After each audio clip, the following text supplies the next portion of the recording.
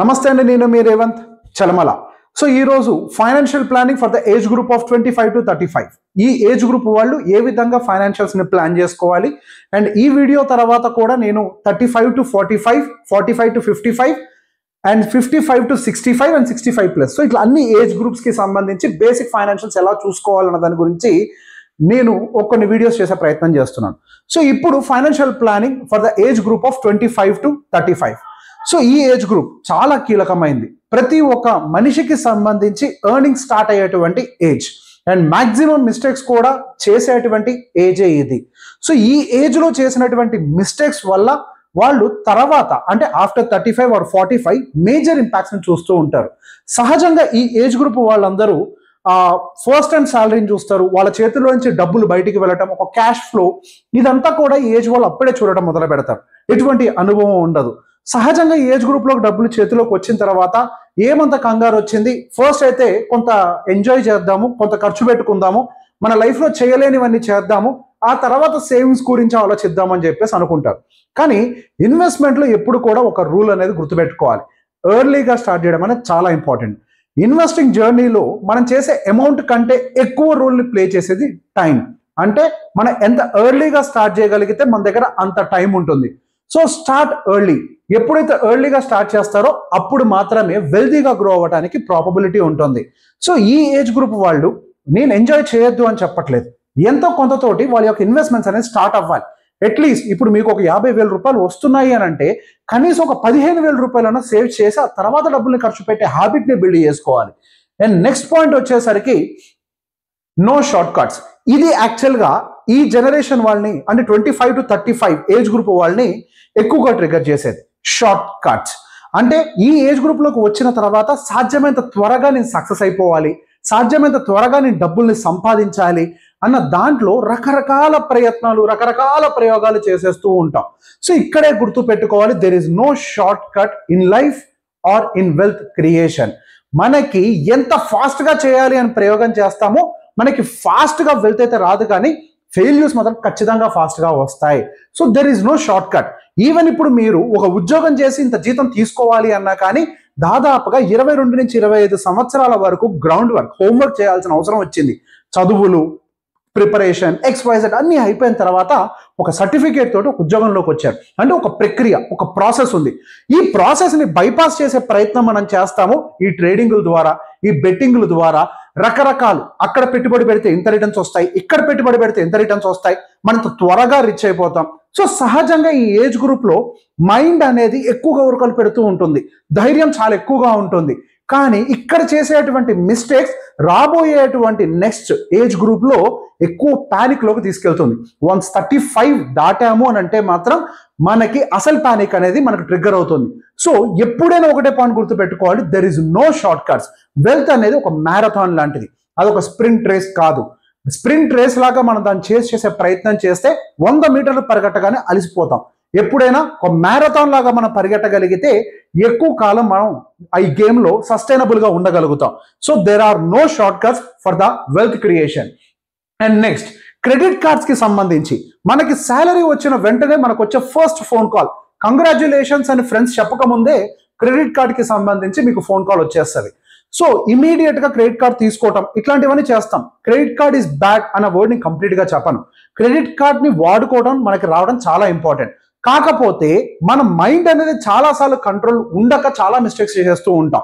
మన దగ్గర ఏదో 1,00,000, 2,00,000, 3,00,000 రూపాయల క్రెడిట్ కార్డులు ఉంటే అవేవో మన డబ్బులు అని మనం ఫీల్ అయిపోయి మన స్థాయికి మించి, స్తోమతకు మించి ఈఎంఐలు పెట్టి పర్చేసులు చేస్తూ ఉంటాం. సో దాని గురించే క్రెడిట్ కార్డ్కి సంబంధించి ఖచ్చితంగా మనం ఒక లిమిట్ని పెట్టుకోవాలి. ఆ క్రెడిట్ కార్డ్ లిమిట్ ఎంత ఉండాలి అని అంటే మన 1 month ఆఫ్ ద శాలరీకి మించి మన క్రెడిట్ కార్డ్ లిమిట్ ఉండకూడదు. క్రెడిట్ కార్డ్ యొక్క పని ఏంటి, మనం అన్ని చోట్ల స్వైప్ చేయలేనప్పుడు స్వైప్ చేయడానికి ఉపయోగపడేది క్రెడిట్ పాయింట్స్. అంటే మనకి ఏదో రివార్డ్ పాయింట్స్ వస్తుంటాయి కదా, అటువంటి రివార్డ్ పాయింట్స్ వాడుకోవడానికి, చిన్న చితక అవసరాలకి ఎప్పుడైనా డబ్బులు లేకపోతే షార్ట్ టర్మ్ నీడ్స్ ని తీర్చడానికి వాడే విధంగా ఉండాల్సిందే క్రెడిట్ కార్డ్. క్రెడిట్ కార్డ్ యొక్క పని అది. కానీ దాన్ని ఎక్కువగా తీసుకోవటం వల్ల దాంట్లో ఉండే లిమిట్ మొత్తం కూడా మనదేనేమో అని మనం ఊహలోకి వెళ్ళిపోయి అన్లిమిటెడ్ గా మనం బయింగ్ చేసేసి ఈఎంఐలు పెట్టేసుకొని మనం ఒక ఈఎంఐ ట్రాప్ లో ఇరుక్కుపోవటానికి ఇది ఒక మెయిన్ కాజ్ గా మారుతుంది. సో క్రెడిట్ కార్డ్ తీసుకోవాలి, కానీ దాని లిమిట్ మన 1 month శాలరీకి మించి ఉండకూడదు. మీ శాలరీ పెరిగితే మాత్రమే మీ క్రెడిట్ కార్డ్ లిమిట్ని మీరు పెంచుకోవాలి. దానికి మించి మనం యూజ్ చేయకూడదు. మనకి ఎప్పుడు ఏం ఎమర్జెన్సీ వచ్చినా ఇంతకు మించిన ఎమర్జెన్సీ ఏం క్రియేట్ కాదు. అసలు credit card is not for emergency కదా. క్రెడిట్ కార్డ్ అనేది మన దగ్గర ఉండే డబ్బుల్ని ఎక్కడైనా ఖాళీగా పెట్టుకొని ఏదైనా బ్యాంక్ వడ్డీ తీసుకొని వాళ్ళ డబ్బులతోటి వాడుకొని మళ్ళీ రీపే చేయాలి. వాళ్ళు ఎక్కడ కూడా మీకు ఎక్కువ కాలం డబ్బులు ఇస్తామని చెప్పట్లేదు కదా. 45 days లిమిట్ మాత్రమే ఇస్తారు వాడిన డేట్ దగ్గర నుంచి. కరెక్ట్గా చెప్పాలంటే బిల్ జనరేట్ ఏంటంటే 15 రోజులు ఇస్తారు. కాబట్టి క్రెడిట్ కార్డ్ లిమిట్ మనకి 15 అంటే మన 1 month ఆఫ్ ద శాలరీకి మించి ఎక్కువ ఉండకూడదు. అండ్ నెక్స్ట్ వచ్చేసరికి డిఐవై. మన జనరేషన్ అంటే 25-35 ఏజ్ గ్రూప్లోకి రాగానే సహజంగా అన్ని మనం చేసేయాలి అని చెప్పేసి కొంత కుతూహలం ఉంటుంది. డూ ఇట్ యువర్ సెల్ఫ్ ఇది ఒక పెద్ద ట్రెండ్. సో ఈ డూ ఇట్ యువర్ సెల్ఫ్ అనే ఒక కాన్సెప్ట్ అనేది అన్ని చోట్ల పని చెయ్యదు. ఈ విషయాన్ని మనం కొంచెం అర్థం చేసుకునే ప్రయత్నం చేయాలి. మనకి చిన్నప్పుడు లెసన్స్ లో కొన్ని విషయాలు చెప్పేవాళ్ళు. కుక్క పని కుక్క చేయాలి, గాడిద పని గాడిద చేయాలి అని. ప్రతి ఒక్కళ్ళు కూడా అన్ని సొంతంగా ప్రయోగం చేయకూడదు. ఫర్ ఎగ్జాంపుల్ ఇంకో మాటలో చెప్తాను. మీకు రోడ్డు మీద ఉండి చెప్పులు కుట్టుకునేవాడంటే అలుసు. ఎందుకు? వాడు చెప్పులు కుట్టుకుంటున్నాడని. కానీ అదే చెప్పు కుట్టడం మనకి రాదు. మన ఇంట్లో ఉండే మెయిడ్స్ అంటే మనకు అలుసు. కానీ ఎందుకు? వాళ్ళు ఏదో తక్కువ దాంతో పని చేస్తుంటారు, కానీ మనకు అదే పని చేయడానికి సమయం ఉండదు. సో బేసిక్గా మనం ఎట్లయితే మన సమయానికి అనుకూలంగా, మనకి రాని పనికి అనుకూలంగా వేరే వాళ్ళని అప్రోచ్ అయ్యి పనులు చేయించుకుంటామో ఇది చాలా ఇంపార్టెంట్. మనకి సమయం కూడా ఉండాలి. సో మనకి లేని దానితో ప్రయోగం చేస్తే మన అన్నెసరిగా వేరే వాటిలో ఇరుక్కొని టైం వేస్ట్ చేసి ఇట్లా ట్రేడింగ్ ఎక్స్పోజెట్ వీటిలో విరుక్కొని మనం డబ్బులు పోగొట్టుకునే అవకాశాలు ఉంటాయి. సో ఇక్కడ ఇంకొక మాట గుర్తుపెట్టుకోండి. ఈవెన్ ఒక సచిన్ టెండూల్కర్ అయినా సరే, ఆయన even though he is a God of cricket, Sachin Tendulkar had a coach. So basic గా మనకి పర్టికులర్ గా ఫైనాన్షియల్ జర్నీస్ చేసేటప్పుడు మనం ఒక విషయం గుర్తుపెట్టుకోవాలి. ఫైనాన్సెస్ ఆర్ వెరీ ఈజీ అని అనిపిస్తాయి. Yes, even cricket is easy for the god of cricket. ఆయనకి ఇంకా చాలా ఈజీ. ప్రపంచానికి ఆయన గాడ్ ఆఫ్ క్రికెట్ అనిగా పిలుచుకుంటూ ఉంటాం. అట్లాంటి ఆయనకు కూడా ఒక కోచ్ ఉన్నాడు. ఎందుకు? మనం చేసేటువంటి మిస్టేక్స్ ని మనం ఐడెంటిఫై చేసుకోలేం కాబట్టి ఖచ్చితంగా మనకి ఒక ఫైనాన్షియల్ కోచ్ అనేవాళ్ళు ఖచ్చితంగా ఉండాలి. ఇన్ఫాక్ట్ ఇప్పుడు నేను ఈ మాట మాట్లాడితే నా కోసం అనుకుంటారు, ఇది నా గురించిగా. మీరు ఎవరు నచ్చితే వాళ్ళ దగ్గరికి వెళ్ళండి. ఒకటే గుర్తుపెట్టుకోండి, మనతో పోలిస్తే యుఎస్ఏ, యూకే, కెనడా ఇట్లాంటి అన్ని పెద్ద ఎకానమీస్లో, పెద్ద దేశాల్లో ఫైనాన్షియల్ లిటరసీ ఎక్కువ. మన భారతదేశంలో ఫైనాన్షియల్ లిటరసీ తక్కువ అని మాట్లాడుకుంటూ ఉంటాం. కానీ ఫైనాన్షియల్ లిటరసీ ఎక్కువ ఉండేటువంటి కంట్రీస్లో వాళ్ళు ప్రాపర్గా ప్రాసెస్లో ఒక కోర్స్ తోటి డ్రైవ్ చేస్తారు.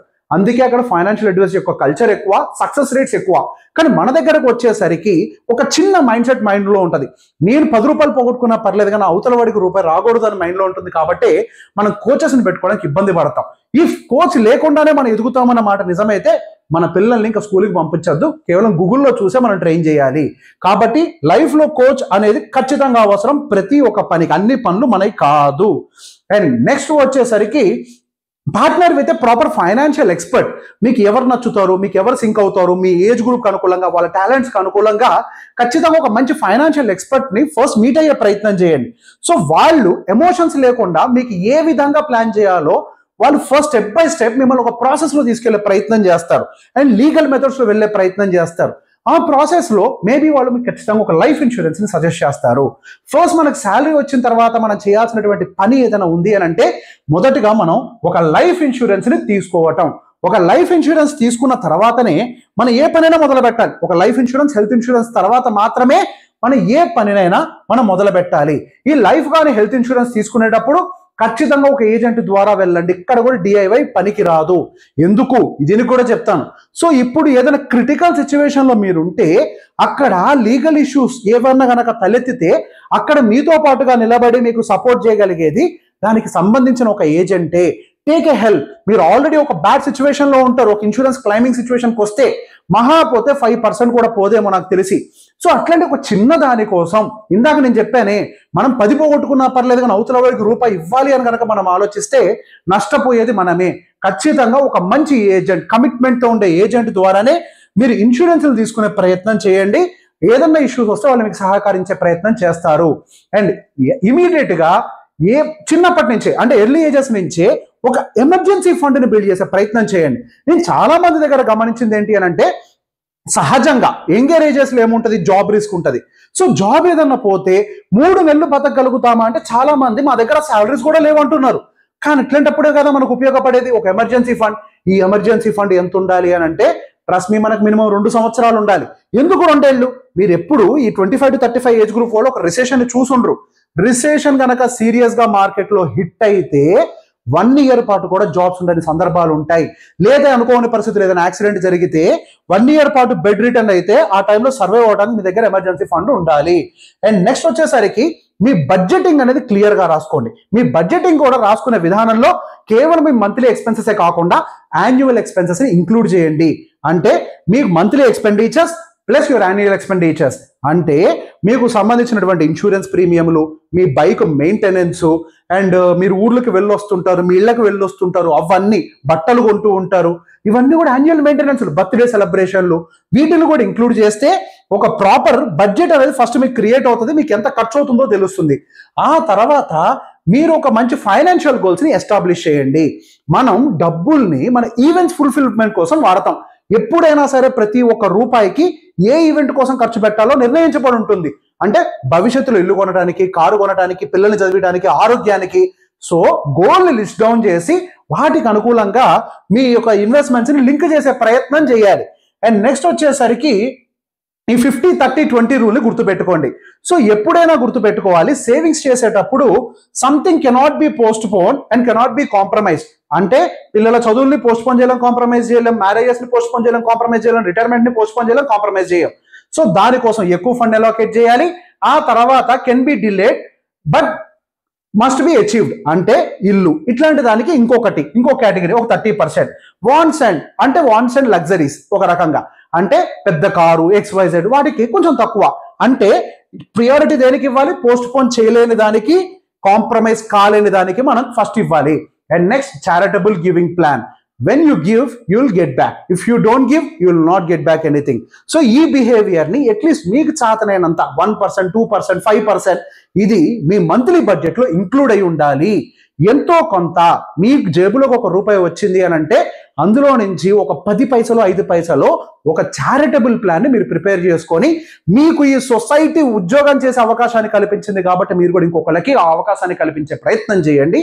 దీంతో మీరు ఒక ఫైనాన్షియల్ జర్నీ 25 to 35 అనేది స్టార్ట్ చేయడం జరుగుతుంది. Thank you very much.